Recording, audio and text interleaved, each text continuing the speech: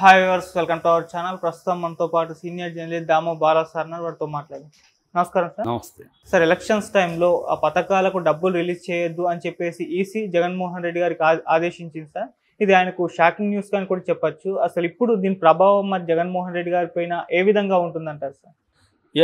ఇదొక షాక్ అనే చెప్పాలి జగన్కి. ఎందుకంటే ఆల్రెడీ ఎప్పటి నుంచో 5 ఏళ్ళ నుంచి అమలవుతున్న పథకాలకి డబ్బులు కూడా ఎప్పుడో రెడీ చేసి పెట్టారు. ఆ డబ్బులు ఇవ్వడానికి ఈసీని పర్మిషన్ అడిగారు. But EC central election commission reject చేసింది.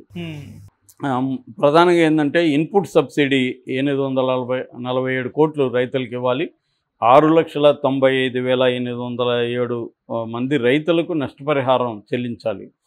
సో ఇది ఈసీ ఆపేసింది, ఎన్నికల వరకు చేయడానికి లేదని. అట్లాగే విద్యా దీవెన 640 కోట్లు విద్యా దీవెన అమౌంట్ ఉంది, దాన్ని కూడా ఈసీ ఆపేసింది. సో ఇది జగన్కి షాక్ కాదా అనేది సెకండరీ అంశం. నిజానికి ప్రజలకు షాక్ అని చెప్పాలి. ఎందుకంటే ఇది రైతులకు 6,95,000 అంటే దాదాపు 7 లక్షల మంది రైతులకు ఇది ఆగిపోవడం అనేది, ఇంకా 2 నెలల వరకు రాకపోవడం అనేది ఖచ్చితంగా అది ఈసీ మరి ఇట్లాంటి నిర్ణయం తీసుకోవడం అనేది ఖచ్చితంగా రైతులకి ఇబ్బంది. అది అట్లాగే విద్యా దీవెన కూడా పిల్లలు చదువుకి సకాలంలో అందకుండా 645 కోట్లు ఆగిపోవడం అనేది కూడా అనేక విద్యార్థులకు కూడా అది ఇబ్బంది అవుతుంది. సో క్లియర్గా ఈసీది విచిత్రంగా ఉంటుంది. ఇదే తెలంగాణలో తీసుకుంటే పంట నష్టంకి 15 కోట్లు రిలీజ్కి ఒప్పుకునింది. అట్లాగే రైతు భరోసా కింద 2,000 కోట్లకు ఒప్పుకునింది. ఇక్కడేమో ఒక ఇది కనిపిస్తుంది. ఇదే ఈసీ, సెంట్రల్ ఈసీలోనే కదా పనిచేస్తారు. అంటే ఒక్కొక్క రాష్ట్రాల్లో ఒక పాలసీ ఈసీ కనిపిస్తుంది. వాళ్ళ నిర్ణయాల్లో లాజిక్ కనబడదు మనకి. ఎవరైనా, నేను చాలాసార్లు ఇంతకుముందు కూడా చెప్పాను, ఈసీ ఎలా ఉండాలి, ప్రజలకు ఇది నష్టమా లాభం అనేది ఆలోచించాలి తప్ప ఫలాని పార్టీకి నష్టమా లాభం అనేది ఆలోచిస్తుంది. దీనివల్ల ప్రజలు నష్టపోతారు.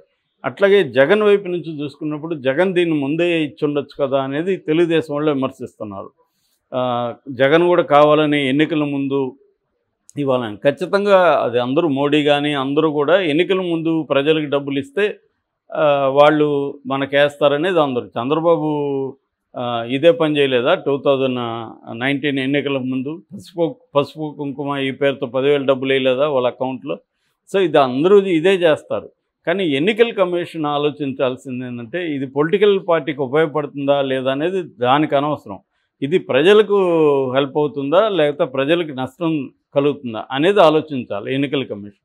ఎందుకంటే పొలిటికల్ పార్టీలు పొలిటికల్గానే ఆలోచిస్తాయి. వాళ్ళకి ఏ పార్టీ అయినా, జగన్ అయినా చంద్రబాబు అయినా ఎన్నికల ముందు ఇదే చేస్తారు.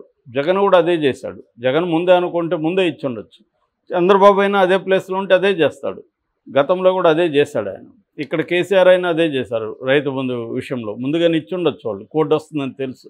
కానీ ఆపెట్టి లాస్ట్లో ఇవ్వాలనుకున్నారు. అది డ్రామా జరిగి ఫస్ట్ పర్మిషన్ ఇచ్చింది, మళ్ళీ క్యాన్సిల్ చేసింది. అట్లా విచిత్రంగా బిహేవ్ చేసింది ఎన్నికల కమిషన్ ఇక్కడ కూడా. ఇప్పుడు అక్కడ కూడా అదే పని చేస్తుంది. June 4th వరకు ఇప్పుడు ఇన్ని ఫేజెస్లో ఎన్నికలు పెట్టడమే ప్రజలకు చాలా ఇబ్బంది.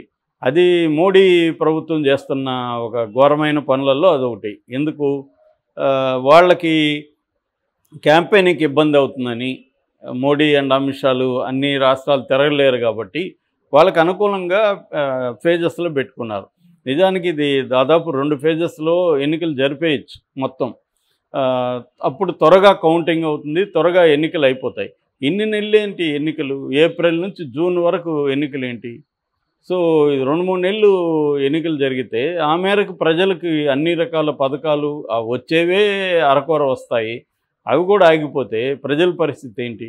సో ఇది ఎవరు కూడా ఆలోచించలేదు. ముఖ్యంగా మోడీ ప్రభుత్వం మాట్లాడితే మేము ప్రజలు అంటారు, కానీ వాళ్ళు చేసే పనులన్నీ కూడా వాళ్ళకు అనుకూలంగా ఉన్నవే చేసుకుంటూ వెళ్తున్నారు. వాళ్ళకు అనుకూలంగా ఉండడానికి 4 ఫేజీలు 5 ఫేజీలు ఎలక్షన్లు పెట్టడం, ఇది ఇంకా 1 నేషన్ 1 ఎలక్షన్ అది కూడా వస్తే ఇంకా లేట్ అవుతుంది. అన్ని రాష్ట్రాలలో అసెంబ్లీ ఎన్నికలు కూడా పెడితే ఇవన్నీ ఏంటంటే, బీజేపీ తనకు అధికారం మళ్ళీ కంటిన్యూస్గా ఉండాలి, మేము 30 ఏళ్ళు పరిపాలించాలి, 40 ఏళ్ళు పరిపాలించాలని అధికార యావతో చేసుకునే నిర్ణయాలు తప్ప పీపుల్ సెంట్రిక్ డెసిషన్స్ అనే కాన్సెప్టే ప్రజాస్వామ్యం నుంచి మాయమైపోయింది. ప్రజల కేంద్రంగా ఏ నిర్ణయమైనా ఉండాలి, ఈ నిర్ణయం ప్రజలకు ఉపయోగమా లేదా అని. ఇవాళ అది పోయి ఈ నిర్ణయం వల్ల మనకి పవర్ వస్తుందా, వచ్చిన పవర్ నిలబడుతుందా, ఒక 5 ఏళ్ళు పవర్ సరిపోదు, ఇప్పుడు 20 ఏళ్ళు 30 ఏళ్ళు ఇలాగా ప్లాన్ చేసుకుంటున్నారు. ఇప్పుడు మోడీ కూడా మోడీ 4వ టర్మ్లో కూడా తానే ఉండాలి, మూడోదే కాకుండా. అంటే 20 ఏళ్ళు తాను దేశాన్ని పరిపాలించాలి, ఈ గోల్ పెట్టుకున్నాడు. ఈ గోల్కి అనుకూలంగా మొత్తం సిస్టమ్స్ని మార్చుకుంటూ వస్తున్నాడు. అన్నీ ఆల్మోస్ట్ చాలా వరకు మార్చేశారు. ఇప్పుడు ఇంకా ఏదో సుప్రీంకోర్టు లాంటిది మిగిలింది కొద్దిగా, వాటిని కూడా ప్రెజర్ చేస్తున్నారు ఆల్రెడీ. సో అన్ని వ్యవస్థలు తమకు అనుకూలంగా ఉండాలి అంటే ఒక రకంగా రాజరికంలాగా రాజు సర్వశక్తిమంతుడు, అన్ని వ్యవస్థలు ఆయన దగ్గర ఉంటాయి. కానీ ప్రజాస్వామ్యంలో ప్రతిపక్షాలు ఉంటాయి, వ్యవస్థలకి ఆటోనమీ ఉంటుంది, స్వతంత్ర ప్రతిపత్తి ఉండే వ్యవస్థలు ఉండాలి, స్వేచ్ఛగా పనిచేయాలి.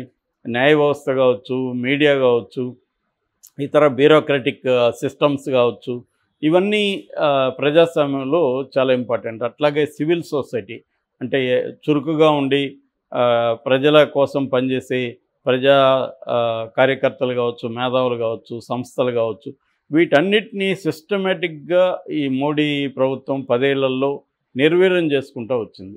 దాదాపు ఒక 20-30 వేల ఎన్జిఓస్ని తొక్కేసింది. ఎన్జిఓస్ని ఫండ్స్ రానికుండా చేయడం, రకరకాల రూల్స్ పెట్టడం, 3 బిల్స్ తెచ్చింది ఆ మధ్య ఎన్జిఓస్ని. అట్లాగే రైతు సంఘాలు గోడలు చేస్తున్నారు, రైతు సంఘాలను కట్ చేయడం, అట్లాగే స్టేట్స్కి అధికారం లేకుండా చూసుకోవడం, మీడియాను మొత్తం ఇవాళ మెయిన్ స్ట్రీమ్ మీడియా కంప్లీట్గా మోడీ కిందనే ఉంది. ఉంటే అదాని, లేదంటే మేజర్ మీడియా అంతా కూడా అంబానీల దగ్గర ఉంది, రిలయన్స్ గ్రూప్లో. మిగతాదంతా ఉన్నది అదాని దగ్గర ఉంది. మిగతా ఎవడన్నా కంట్రోల్ లేకపోతే వాడిని బీబీసీ లాంటి వాళ్ళ మీద కూడా ఐటీ రైడ్లు ఇవి జరగడం, కొంతమంది ఫారిన్ జర్నలిస్టులు బ్యాలెన్స్గా ఉంటే వాళ్ళని తరిమేయడం వాళ్ళ దేశానికి, ఇలాగ రకరకాల పద్ధతులు మీడియాని కంట్రోల్ చేస్తుంది. ఇప్పుడు నెక్స్ట్ మోడీ వస్తే మనకు కూడా ఈ స్వేచ్ఛ ఉండదు. వీటన్నిటికి కూడా యూట్యూబ్ ఛానళ్ళు, సోషల్ మీడియా కూడా కంప్లీట్ నిఘా వచ్చేస్తుంది. వీళ్ళు కూడా ఎవరేం మాట్లాడడానికి లేదు. ఇట్లా అంటే ఒక రకంగా చైనా మోడల్ ఆఫ్ ఆటోక్రసీ అంటారు దాన్ని. సో అట్లాంటిది దేశంలో నెక్స్ట్ రాబోతుంది.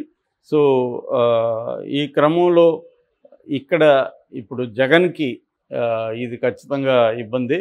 ప్రజలకు నిజానికి జగన్ కంటే ప్రజలకు ఇబ్బంది, కానీ మనం ఎలక్షన్ల గురించి మాట్లాడుకుంటున్నాం కాబట్టి ఇది ఏ పార్టీకి మంచి, ఏ పార్టీకి చెడ్డ అన్నప్పుడు జగన్ ఖచ్చితంగా. అందుకని నిన్న మచిలీపట్నంలో జగన్ కూడా ఎప్పుడూ మాట్లాడిన స్థాయిలో ఒక రకం మాట్లాడాడు. అదేంటంటే ఎలక్షన్లు కూడా సజావుగా జరుగుతాయనే నమ్మకం నాకు పోయింది అనేది కూడా జగన్ ఫస్ట్ టైం ఈ మధ్యకాలంలో ఎప్పుడూ అది మాట్లాడలేదు. అప్పటి వరకు అంతకుముందేమో చంద్రబాబు గారిని తెలుగుదేశం వాళ్ళు మాట్లాడేవాళ్ళు, అందుకని వాళ్ళు బీజేపీతో కలిసారు. ఇప్పుడు బీజేపీ రంగంలోకి దిగినట్టుగా డైరెక్ట్ తెలుస్తుంది. సో కూటమిని గెలిపించాలనేది బీజేపీ ఏం పెట్టుకున్నట్టుగా తెలుసు. మొన్నటి వరకేమో జగన్కి లోపాయికారిగా బీజేపీ ఉందనేది వచ్చింది. కానీ బీజేపీకి నేషనల్ ఇంట్రెస్ట్లో చేంజ్ వచ్చింది. ఎందుకంటే వాళ్ళకి ఒక భయం స్టార్ట్ అయింది. మనం అనుకున్న 370 బీజేపీకి రావు, 400 కూటమికి రావు, ఎన్డీఏకి అనుకున్న అది వాళ్ళకి అర్థమైన తర్వాత మోడీ విషయంలో మనకు కొంత టెన్షన్ కనబడుతుంది.